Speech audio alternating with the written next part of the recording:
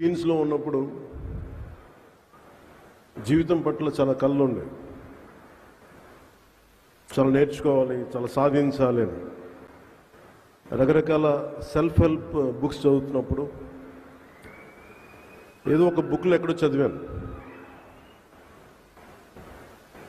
What is your mission statement and right your mission statement. ఇక్కడి నుంచి ఒక 10 సంవత్సరాల తర్వాత, ఒక 20 సంవత్సరాల తర్వాత నువ్వు ఎలా ఉండాలి అని ఆ మిషన్ స్టేట్మెంట్ రాసుకున్నప్పుడు చాలా హాస్యాస్పదంగా ఉంటుంది.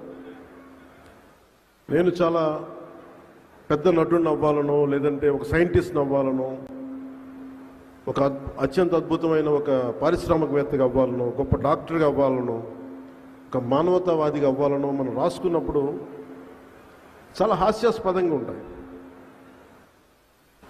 కానీ ఇవి దిక్సూచేది, మనం ఏ డైరెక్షన్లో వెళ్ళాలి, ఏ వైపు వెళ్ళాలనేది మనకు చాలా క్లియర్ కట్గా అవసరం. అది వ్యక్తిగా కావచ్చు, సమాజానికైనా కావచ్చు.